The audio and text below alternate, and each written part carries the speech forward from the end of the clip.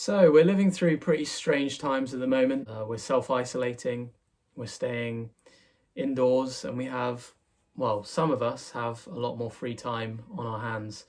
I can't think of many things that are more welcome right now than good music, even more so new Bob Dylan music. Not only has Bob Dylan released some brand new music in the last few weeks, but it's his first authentic content in close to a decade. So it's the first time he's put out anything original since 2012's Tempest. On the 27th of March, he came out with a song called Murder Most Foul, which is a 16, well, nearly 17-minute epic peripherally about the JFK assassination in 1963, which is an interesting subject to hark back to in some ways. Secondly is one that he released on Friday, last Friday, and that song was called I Contain Multitudes. These are the first two songs we've heard from Dylan that he has penned himself in close to a decade. So it's certainly not something I was expecting, whether it be original material or, you know, cover songs like he's been doing with his Frank Sinatra albums that he's been periodically releasing over the last few years. Dylan is getting to the point now in his long and fabled career where understandably things have been winding down, and although he's well known to be a voracious performer, he's still performing live. Up until this pandemic, of course, he's been performing live pretty much on a nightly basis, as far as I'm aware. He's on the so-called never-ending tour, which still hasn't come to an end. It's pretty incredible what he's able to do in terms of touring. I was kind of half expecting that Tempest was going to be his kind of swan song, but I was pleasantly surprised to see that he'd put these two tracks out, and having spent a bit of time with them, listened to them a number of times now, I wanted to just kind of come on here and give my brief but hopefully informative opinions on these two tracks. So kicking things off, we've got obviously the song Murder Most Foul. This is the single longest track that Bob Dylan has ever released, whether it be on an album or a single. It's close to 17 minutes in length, so this is no walk in the park. It certainly scratches an itch if you've been longing for Dylan to release something for some time.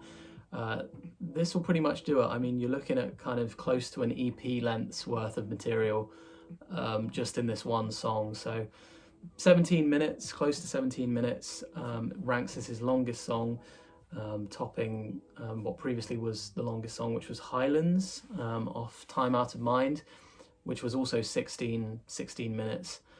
This one beats it by a few seconds. With that as the context, you know, it being such an epic song, obviously we've got a lot of lyrics, a lot of content to sift through here, but this really just continues in a tradition of Dylan's going right back to the beginning of his career. He's always had an affinity and a fondness for long epic songs that follow a kind of narrative structure, stream of consciousness kind of songs. Going back to Desolation Row, Sad-Eyed Lady of the Lowlands, those are the two that come to mind, but there's been plenty more over the years. He loves long songs, and there's nothing wrong with that. So I put this song on the day it came out. Obviously I was over the moon, to say the least, when I saw that he'd released a new song.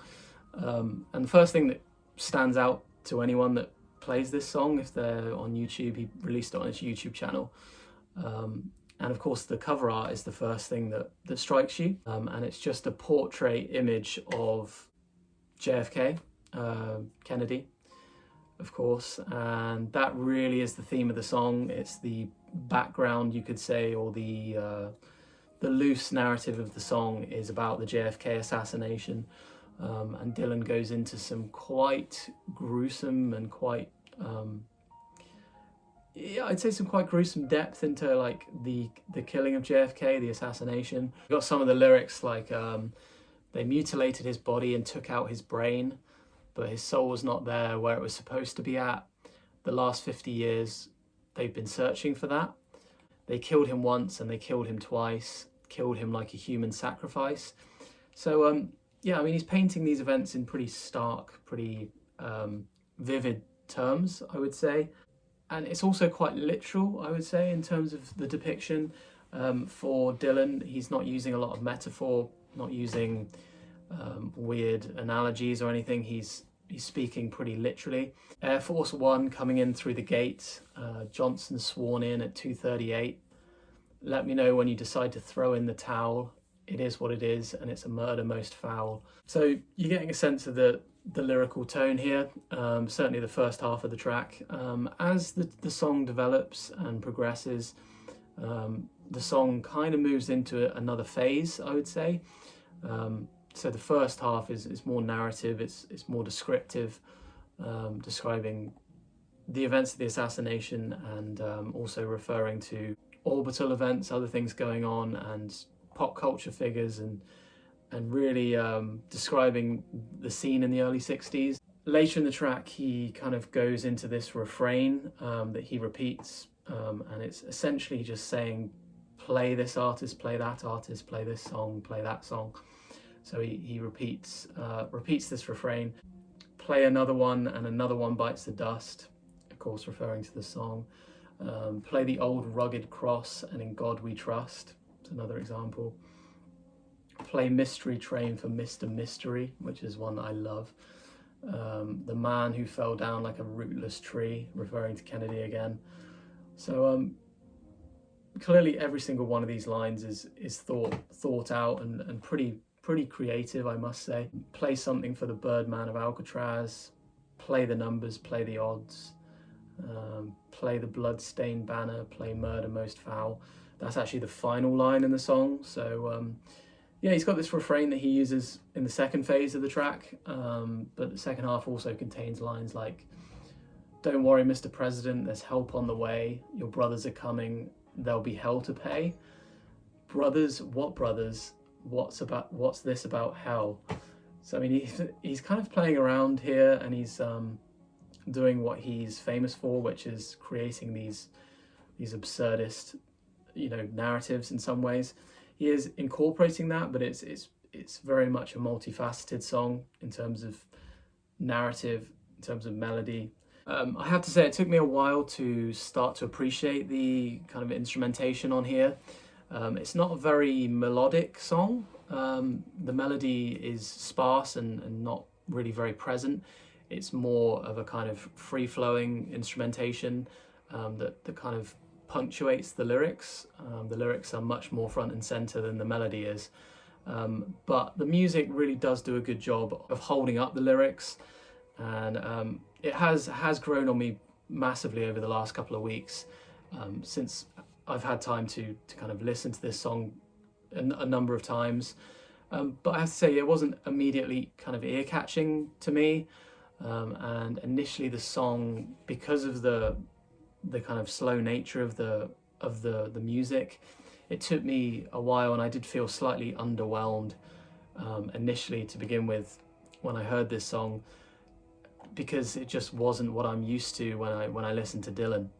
But that's really my take on Murder Most Foul. I mean, I'm a fan of it. I do like it. I think it's some great songwriting, and it's a good, solid. I know I use the word solid too much, but it's a very solid return to songwriting for Dylan, if indeed he has written this recently.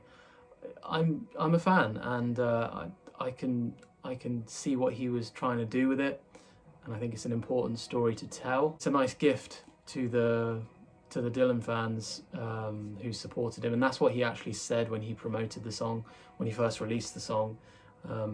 Is that the song was a gift to his fans in this tough time, for all the support over the years. So it's a nice thing for him to put out there. It's one of those songs I really don't think I've reached the end of yet. I feel like I need to listen to it even more times to fully wrap my hands around what I like about it and what I don't like about it.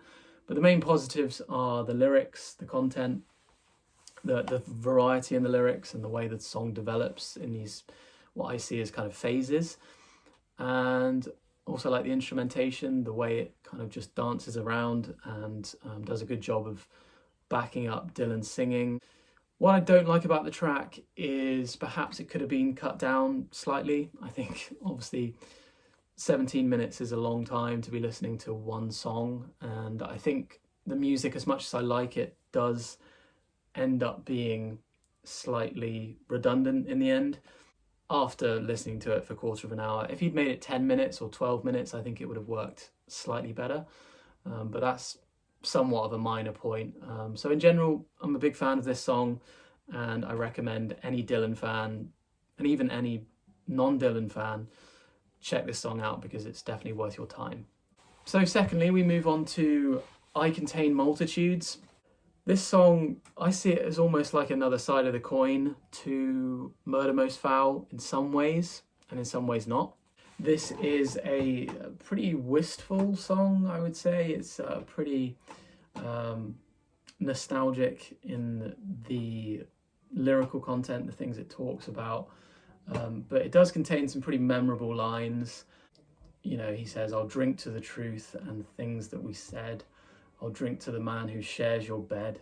And then he makes these funny comparisons in the middle of the track to, he says, "I'm just like Anne Frank, like Indiana Jones, like those British bad boys, the Rolling Stones," which is pretty funny. So it seems to be in this latter part of his career, he really likes making these references to either fellow artists, fellow musicians, or just cultural figures that everybody knows about. Obviously Anne Frank, you know, these even movie stars, fictional characters, Indiana Jones.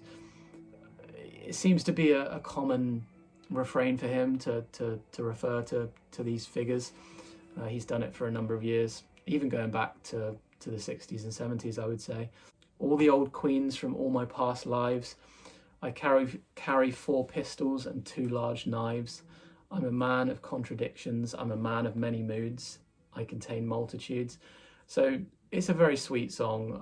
I really think it's quite wistful, quite reflective in terms of the lyrics. And yeah, it's similar. I'd say it's similar in tone to Murder Most Foul, but it doesn't have the dark theme of the Kennedy assassination. This is much more personal in terms of the content here. But I think this song, I Contain Multitudes, out of the two, I prefer listening to this one. The instrumentation is similar in pace, similar in pace and pitch, I would say, to Murder Most Foul. His voice is very soft. It's very easy to listen to. It has that gravelly content. It has that gravelly quality, should I say, that I've become accustomed to in this later phase of his career. And yeah, just this very wistful, very dreamy quality in the delivery and in the lyrics that make it a pleasure to listen to. I really enjoy this song, more so than the Murder Most Foul in terms of just being accessible and being listenable. It's a good track. He says things like, "I sleep with life and death in the same bed." I don't really have a bad word to say about this song. I think it's very, very sweet and very, very pleasant on the ears. As I say, big surprise to find Dylan still coming out with music, and I find it appropriate that he's coming out with music when we're all stuck at home and we need this. We need him to be supplying us with these with this content. Sure, many of you guys out there who watch my channel, you've listened to these tracks, and I'd love to know what you think of them. So leave me a comment, let me know what you think. Again, if you have any recommendations, you want me to talk about anything related to Dylan or related to anything in music, let me know down in the comments. So anyway, thank you very much for watching this video, and thank you to everybody who took the time to watch my last video, and the people that left me comments. It's much appreciated.